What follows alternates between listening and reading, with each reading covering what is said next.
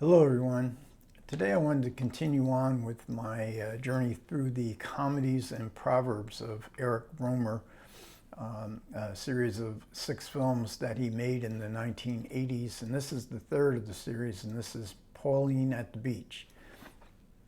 And this is starring Amanda Langlet as Pauline, and that indeed is Pauline on the cover. She's playing a 15-year-old who comes with her aunt, very beautiful and very young aunt, who is played by Ariel Dombasle, who had a significant role in the previous film, A Good Marriage. And they come on vacation when they're on the beach.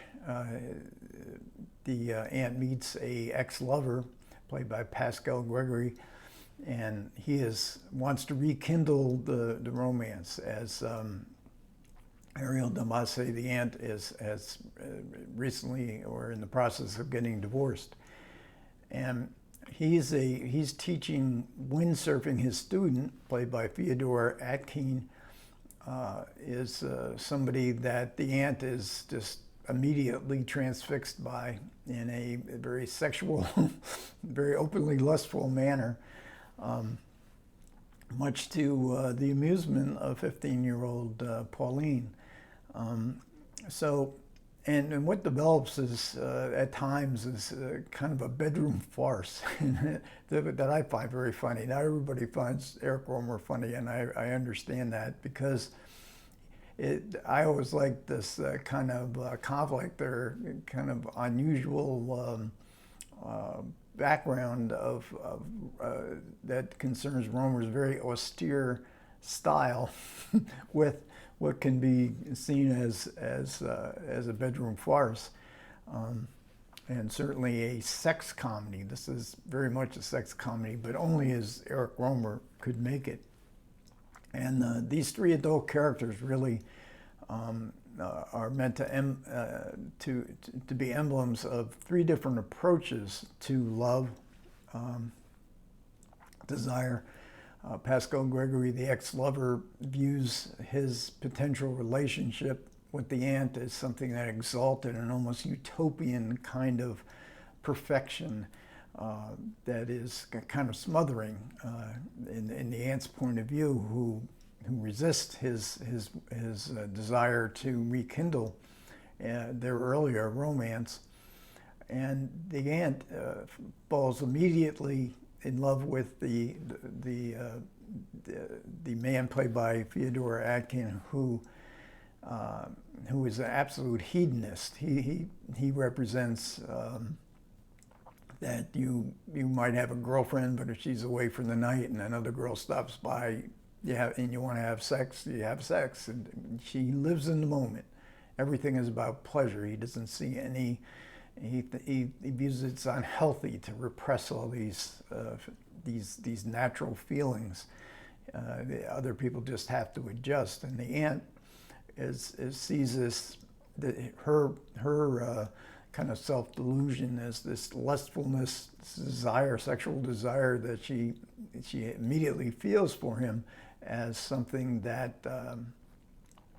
is love. She's confusing lust and love, and she's deluding herself as to what he clearly is as a person. So we have these kind of confused characters, but Pauline comes out as the wise one. She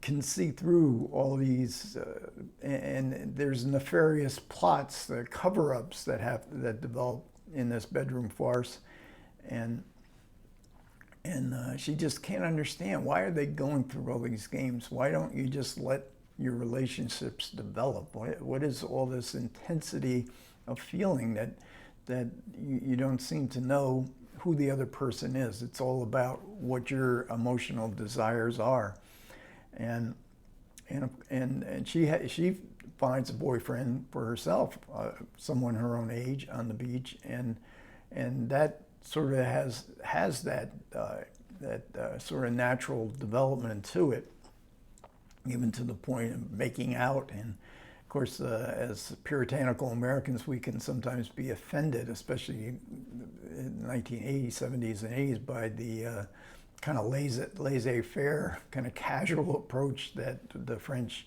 at least in Eric Rohmer's films, have towards teenage sex. So we have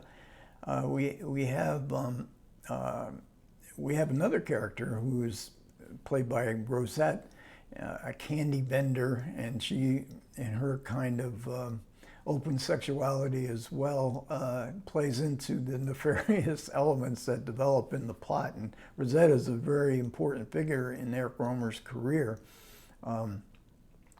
She played in many of his films. She helped out behind the scenes throughout Rohmer's whole career.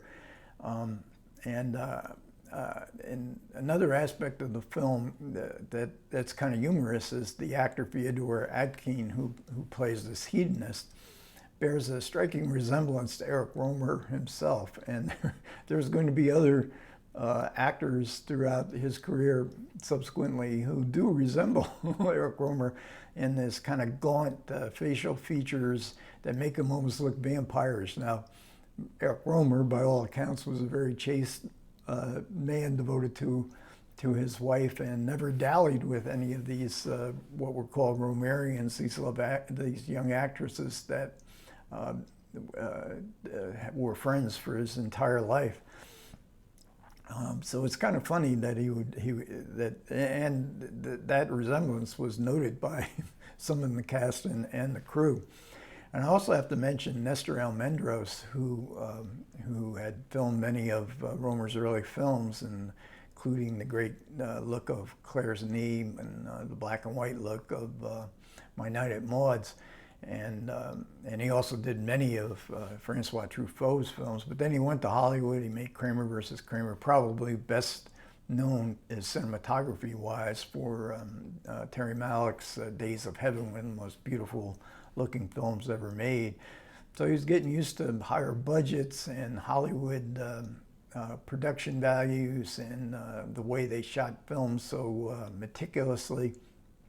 So when he comes back now, this is the first film in about 6 or 7 years that he works with Rohmer, and Rohmer is notoriously miserly. His budgets are very well calibrated to can't go over a certain amount, so he would cut corners here and there to make sure that the budget stayed in line. And this really frustrated Almendros, who is now not used to it, and he was quoted as saying, "This is the last time I make another film with Rohmer." But he did stay attached to Truffaut. I think he even did his last film, Confidentially Yours. And Almendros died fairly young at the age of 61, I think, in the 1990s. But whatever his feeling about Rohmer's miserliness, he makes Pauline at the Beach. I don't know, they did something with the film that worked it some way to make the colors so vivid, and they're just overwhelming in this film, and it really adds to the appeal of Pauline at the Beach. So that'll be it for this one. The next one is Full Moon in Paris, and that will be the fourth of the 6 Comedies and Proverbs. Okay, thanks as always for everybody who managed to listen to me this far. I really do appreciate it. Comments are welcome. Take care.